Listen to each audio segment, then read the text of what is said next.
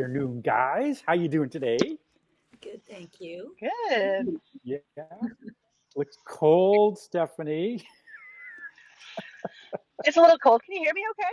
Hear you just fine. Okay, Yeah, good. and Well, Cheryl, you're it's not that cold not actually. that cold. Certainly No. not where Cheryl is. Are you broiling? You look like you're broiling over there. She is broiling, Oh yes. yeah. Oh God, yeah. I think it's probably about 33 degrees already, and it's probably I don't know what, almost 8 o'clock. It's 8 o'clock Oh, in the morning, so oh, Oh, wow. it's really oh! it's Oh, really hot It's just just going to Hot. get now. hotter It's as the hot, day Stay goes on. sweaty. cool. Hey, I was thinking when I was a kid. Well, we used to have these things called shopping malls. I don't know if you guys had those when you were kids or not. Probably did, but yeah, they um, still kind of exist. kind of not really so much anymore. Well, more in the Midwest and in the Right. plains of Canada. I don't know. Do you call it the Midwest in The Canada? plains of Canada. I don't know what you Plains call of it. Canada, Ah, out west. I don't know. I We don't know don't have between plains. Prairies. We have Toronto and Prairies. prairies. Calgary. You have what? Prairies. Valleys, We have prairies. prairies. Prairies. Oh, okay, they're like the same thing. So It is. They're so flat. when I was a kid, I used to go to the mall art show, and it was so exciting. And my mom was an artist, and she'd take me, and we just look around. My sister hated it; she was completely bored, so she'd go look at the clothes. But it was like a really good community thing, and these people would come from everywhere to do their things, and that's how I discovered about rapidograph pens. Who it was like a brand new thing. I mean, I was like, 19 way back then, and um, In but the Yeah. 19th, The 19th century? Is that what you the said? yeah, 19, so No. the 19, 1900s. No. well, Yeah. and 1900s. but now that doesn't exist. And Ancient. it used to be a very easy process. You'd contact the mall office, you'd pay a fee, and you'd get in. It wasn't like a big deal. There was no jury. Mm. Well, at least it wasn't a jury show. They might have given prizes.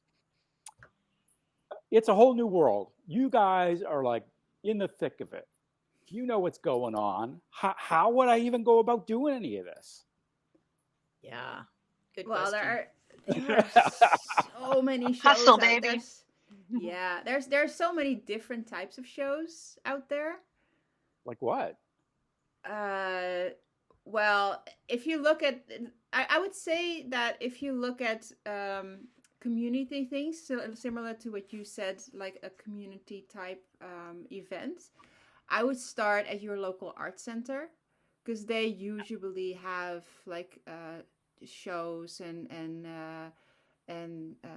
usually connected to the people who do classes there, but Yeah. sometimes Or your also community for center. local artists. Yeah. So Or your I would community that center. yeah, community center, your neighborhood community center or your city community center. That's sort of I would guess that would be your starting level. And Or if you're in a small communities, usually there is something going on at City Hall or the local heritage museum libraries. or the Library. library. There's usually a rotating space where you can display your work in small communities. Yeah. Even quite often, the local bank will be somewhere where they will have Hmm. public space for rotating exhibits. And usually the way you go about it is talking to customer service and finding out who's in charge. Yeah, and often nowadays, often the community websites will also have lots of like our local city website has information about that as well. That's cool. Another thing is community galleries. Right? Yeah, Those are What's that? community. So it's a gallery like in your neighborhood, for example, Oh, and they might have what's called group shows. So those are shows that have a theme to them. So basically, as long as you're painting sort of, if you can justify your painting fitting into that theme or kind of, the theme fitting your painting, you can apply and hopefully get in. Yeah. yeah, and I Yeah. think Yeah. an equivalent to the community gallery would be like I was gonna say something and I totally lost it. Sorry. Well, what you have is your local artist run organizations That's as what I was well. gonna say. Yeah. That, Yes. thank you, Rose. For example, when I first graduated from art from college, and I didn't really know what was going on, but I had graduated with a diploma in printmaking, so I had met other printmakers, and we were part of the original Fraser Valley Graphic Guild. So we became our own art organization, and our mandate was to disseminate graphic arts. And we would do exactly what Denise just said. And as an organization, we would approach the community center or a gallery, or I remember we were at the Fort Langley Museum, I think, one of those times. And then you have a proposal, and you say, well, we're an artist-run organization, and we would like to do this in your space. So that's a really good way to get your foot in the door if you do a little search for your local artist-run organizations. Yeah, another one would be artist-run galleries. There's also a ton of like artist-run galleries out there that usually either charge a small fee, or they rent out the space, or you can do like you can pay with your work, basically do some work for them, and then you can show your work there. You mean like it's a cooperative kind of situation? Yeah. If you do the work in the gallery, you can show in the gallery. Yes. Mm-hmm. Oh, that's cool. Exactly. Yeah. There's also then, I'm actually. Yeah, go ahead. No, I've actually been asked to show my work in a coffee shop in the West End of Toronto. So I'm going to be doing that for the month of February. So there's that as well. Yeah. I'm not a huge fan of that. I am for this one. I am only because I know the woman who's curating it, and I trust her, and I don't think my paintings will get stolen. But there's always that risk, right? Well, you can, sure, you can hang your paintings here, but I can't say that we're not going to be responsible for them if they go missing. So insurance is a very big thing to talk about when you do those types of things. Oh, I never even thought of that. Like somebody, well, I live in America. I mean, you could throw coffee on your piece if they're mad about something. No, exactly. Oh that was exactly. Terrible. I did a show in a restaurant, and that was exactly what I communicated about with the restaurant owner. Was like, I will do this, but you have to be like, if I do a show with a gallery, the gallery has insurance. If your place burns down because this is a restaurant and cooking is happening, I want to make sure that my stuff is covered. So they have to keep that into account. And did they just say, "Oh, of course," or did they give you any pushback on that, or what? They were totally accommodating. Oh, super. Yeah, well, everybody understands insurance these days. Yeah, nobody wants to pay it either. Cheryl, when you had your big show, your last big show, what kind of place did you have that in? It was a beautiful space that you had. Yeah, that looked really nice. You're like, what show? Yeah, it is a summer. Yeah, it was. I think. It's a part of the local art gallery. So your local community art gallery. Correct. Right? And so what they do is rent out these particular spaces, and they have spaces in a number of places. So they have one in a library, one in a little bit off the beat, off the track up the entrance, not sort of in the main area. So they actually have a number of these places that you can use to show your work. Yeah. Oh, is it juried? Sort of. They've actually now, they're more inclined now to actually offer them to individual artists rather than to the art society, if that sort of helps. So there's a bit of a pushback to actually doing it with groups of artists, like art societies, as they're trying to encourage more individual artists to actually take that on, or maybe one or two, not having that huge collection of 55 or 100 different artists, if that makes sense. Yeah. So they have had a change of policy. A little easier to manage, I suppose, for people. Laura, now that you've lived in a Commonwealth country and that used to be part of the EU, and in the EU in Italy, what are you noticing? See, all of you guys in Commonwealth countries, there's like such support for the arts, community centers, and how libraries are funded. I mean, it's a really different situation in the United States.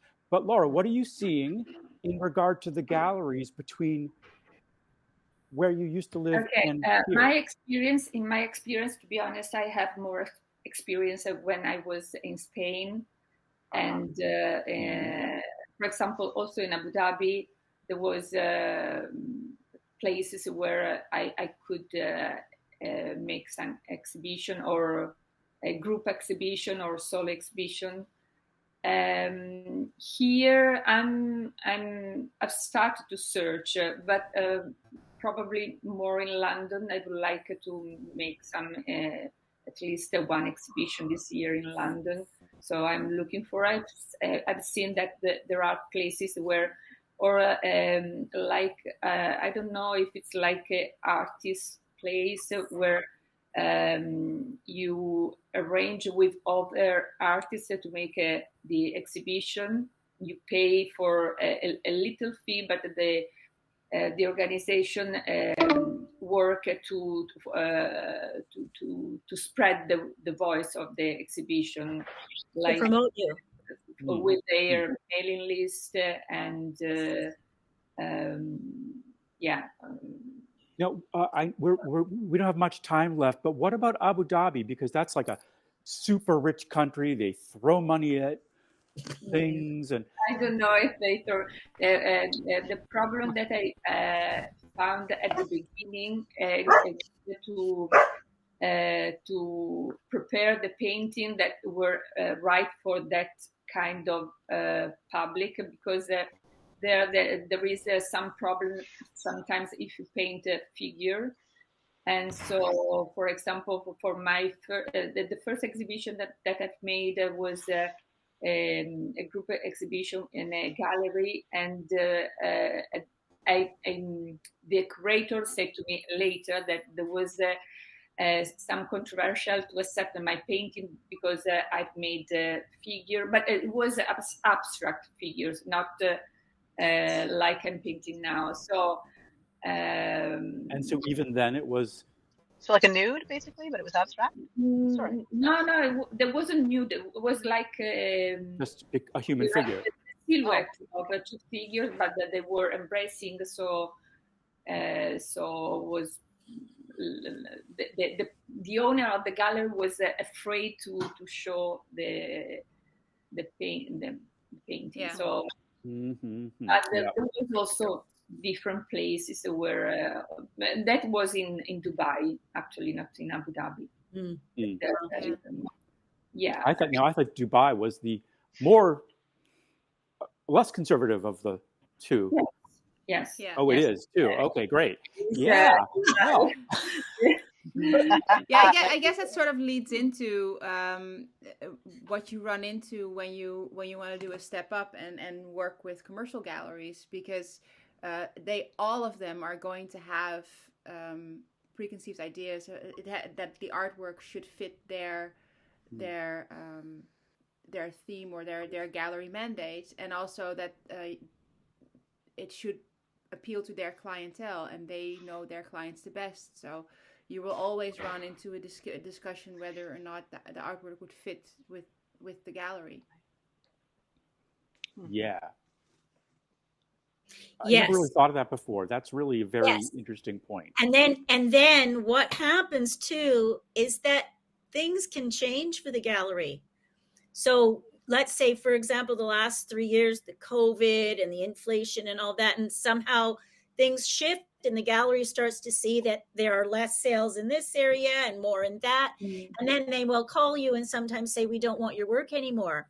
So artists most often take that personally, but I've been sort of hearing the other side of it, where they're just scrambling to try and discern what their collectors, the shift in taste and the shift in finances and who's still buying and why, and they have to try and figure it out. So that's why it's a whole other story when you show with commercial galleries. Yeah. Yeah, and then before we end, I think we should also just mention real quick that there are also, of course, the outdoor fairs and and the indoor fairs. But I think we've talked about those a little bit throughout the past 2 years almost that we've been doing this. I know. Unbelievable, right? We are coming up to what, 100th episode of Palimpsest Live? What is this, 98? Is this episode 98? I think so. It's not Palimpsest Live. It's Palimpsest. No, 99. We just did 98. We're getting close. We're getting close. Getting close. Getting so close. We've got big surprises coming up, right? We've got a really special and different event for our 100th episode. We're all going to be here. We're going to make a beautiful something, maybe something. So come and join us together, and yeah. We'll see you next week. See you next week. Thank you. That's the word right there. Bye-bye. Bye. Okay, bye.